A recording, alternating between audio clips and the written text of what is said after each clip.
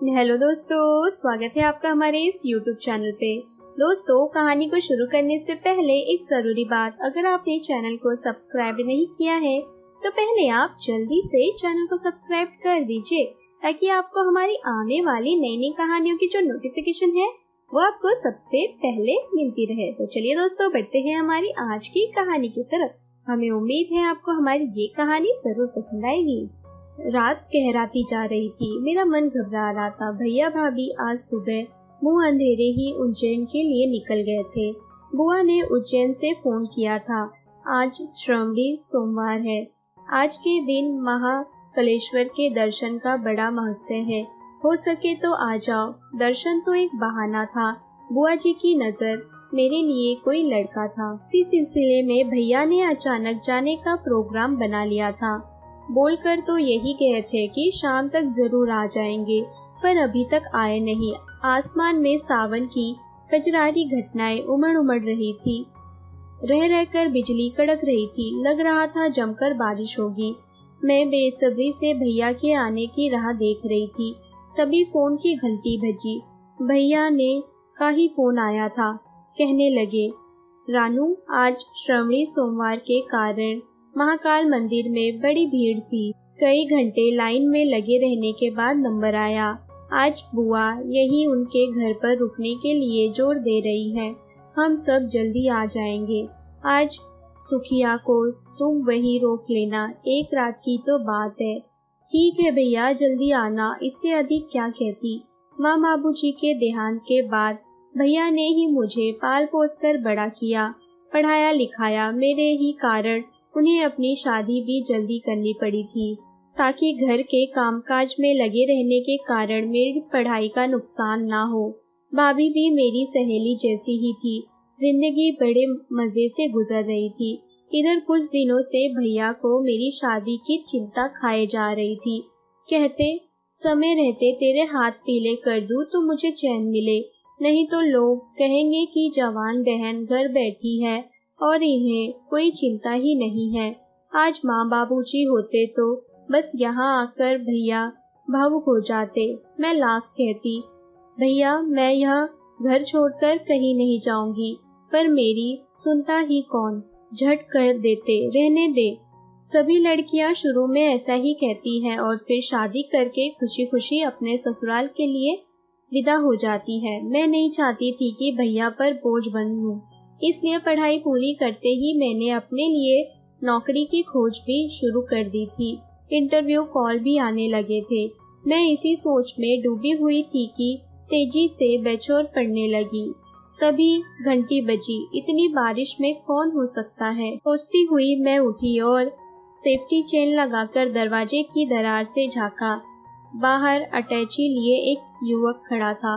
उम्र में कोई 25 या 26 साल का होगा। मुझे देखकर उसने नमस्कार करते हुए पूछा, माला दीदी है?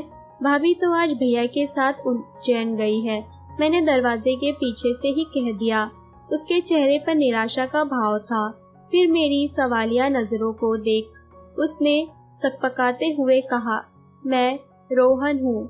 माला दीदी मेरी मौसेरी बहन है। दीदी की शादी में मैं अपनी परीक्षा के कारण नहीं आ पाया था, इसलिए मुझे आप नहीं पहचान रही हैं। वह बाहर बारिश की तेज बौछार से भीग कांप रहा था। बड़े संकोच से उसने पूछा, माला दीदी नहीं है तो क्या आप मुझे अंदर आने के लिए भी नहीं कहेंगी? मैंने दरवाजा खोलकर किनारे खिसकते हुए कहा, क्यों नहीं, आइए। अंदर आकर भी वह दरवाजे पर ही ठिठक गया, क्योंकि उसके तरबदर कपड़े ते लगातार पानी से सारा फर्श गीला हो गया था। उसने वहीं से कैफियत देते हुए कहा, मैं एक मीटिंग में इंदौर आया था। माला दीदी से बहुत सालों से मिलने नहीं हुआ था, सोचा आज मिलता चलूं। उसकी घबराहट देख मुझे शरारत सूझी। मैंने पूछा, अगर आपको मालूम हो जाता कि भाभी आज यहाँ नहीं है तो क्या आप नहीं आते? अब तक वह भी कुछ सहज होने लगा था। उसने भी शरारत से ही जवाब दिया, हाँ वैसे तो नहीं आता, पर हाँ अगर मालूम हो जाता कि दीदी की एक सुंदर सी नटखट सी ननद भी है तो जरूर आता। सुनकर अच्छा लगा, पर आपने मनोभाव छुपाते हुए मैं मुड़ गई और अंदर भैया की अलमारी से तौलिया और कुर्ता पैजामा निकालकर उसे थमाते हुए बोली, प्लीज चाहिए आप चेंज कर लीजिए, तब तक मैं आपके लिए चाय बनाती हूँ। मैंने रसोई में जाकर उसके लिए अदरक की चाय बनाई। साथ ही सुखिया को मैंने खाना बनाने के लिए कह दिया था। तब तक वह चेंज कर आ गया। हम दोनों चुपचाप चाय पीने लगे। चुप्पी तोड़ते हुए इस बार भी उसी ने बात आगे बढ़ाई। आपने तो अभी तक अपना नाम भी नहीं बताया। रीना, मैंने कहा, पर मन ही मन में सोच रही थी कि मेरी शादी के लिए लड़के तलाशते हुए भाभी को कभी भी रोहन का ख्याल क्यों नहीं आया। आने दो, कल भाभी को मैं खुद ही लाज शर्म छोड़कर भाभी को कह दूंगी कि मुझे तो आपका भाई रोहन पसंद आ गया है। रोहन भी शायद इस रिश्ते के लिए ना नहीं कहेगा। मन ही मन यह निर्णय लेने ही मुझे ऐसा लगने लगा जैसे मैं रोहन की वरदांगना हो गई हूँ। मन के किसी कोने में शहनाइयाँ सी बजने लगी। तभी सुखिया ने आकर कहा, दीदी डाइनिंग टेबल पर खाना लगा दिया है, आ जाइए। इसके बाद दिन भर की थकी हुई सुखिया कमरे के बाहर गलियारे में बिस्तर बिछाकर सो गई। दूर कहीं वह लड़के कड़क के साथ बिजली गिरी और अचानक लाइट चली गई। मैंने जल्दी से मोमबत्ती जलाकर टेबल पे लगाई और चुटकी लेते हुए कहा, आइए जनाब, कैंडल लाइट डिनर पर आपका स्वागत है। रोहन भी लगता है वाचर्य ताल्लुक में पीछे नहीं रहना चाहता था।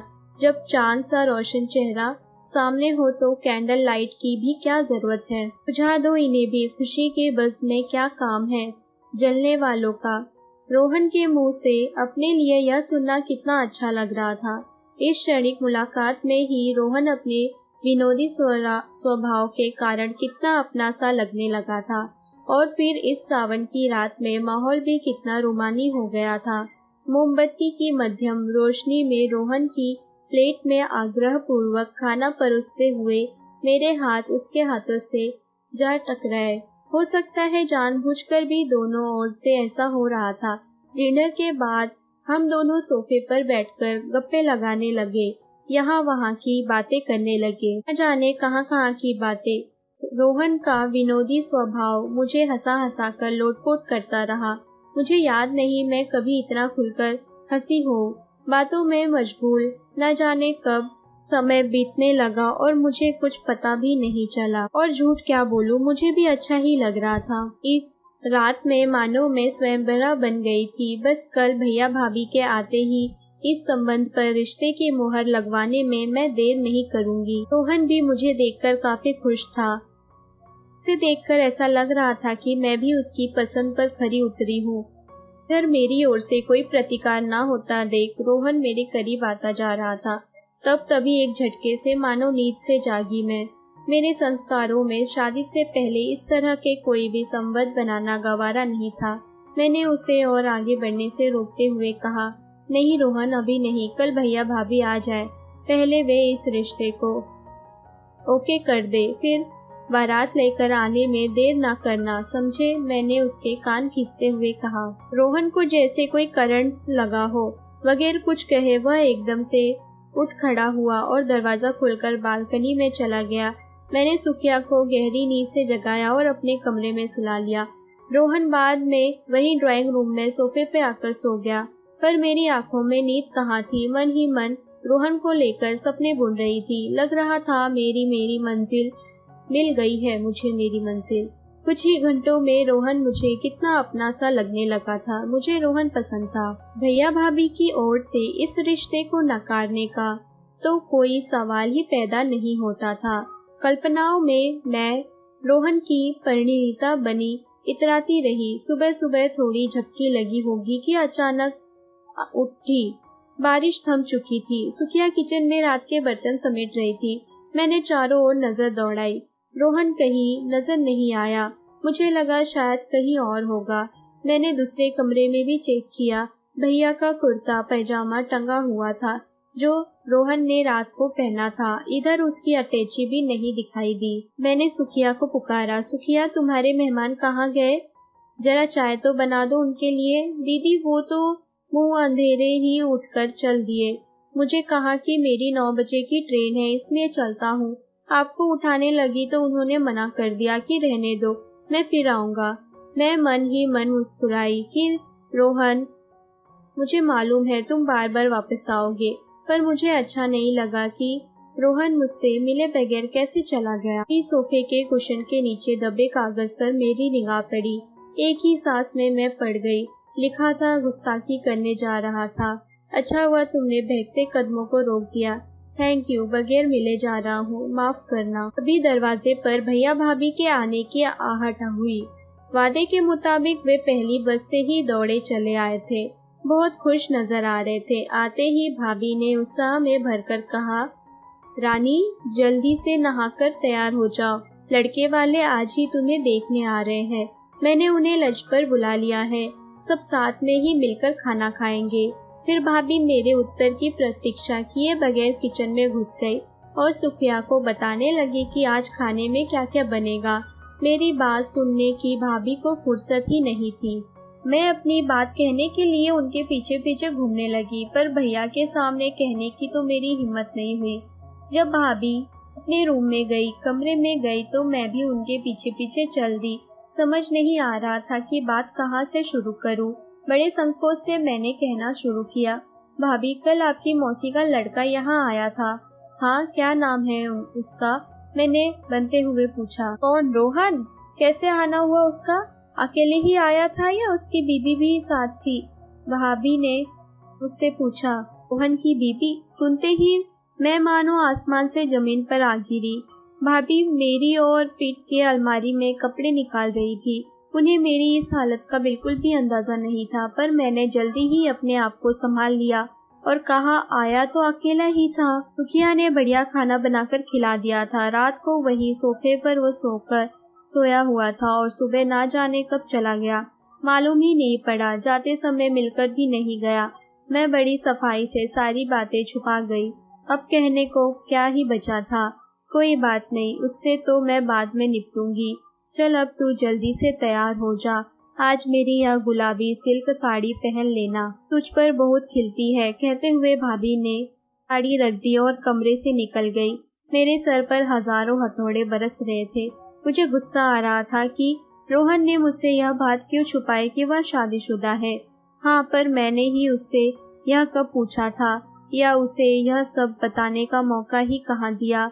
यह भावनाओं को ज्वार था या मौसम का खुमार, या अचानक मिले एकांत का लाभ उठा लेने का लोभ, या फिर मेरे आत्म मन में छुपी यह भावना की जल्दी से जल्दी मेरी कहीं शादी तय हो जाए ताकि भैया मेरी चिंता से मुक्त हो जाए। क्या यही सोचकर मैं इस सावन की रात में स्वयंवरा बनने को आकुल हो गई थी। पर रोहन स्व शादीशुदा होते हुए मौके का फायदा नहीं उठा रहा था क्या?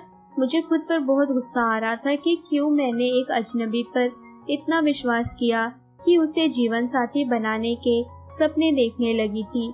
पर फिर भी अभी तो कुछ नहीं बिगड़ा था। मैंने खुद को एक फिसलते हुए रास्ते पर फिसलने से रोका। इस अनुभूति से मुझे जो राहत मिली उसे मैं बयान नहीं कर सकती। साथ ही रात की उस घटना ने मुझे यह सबक दिला दिया कि कहीं कोई भी किसी पर भी किसी भी रूप में फायदा उठा सकता है। उसका प्रतिकार करने का हमें साहस होना चाहिए।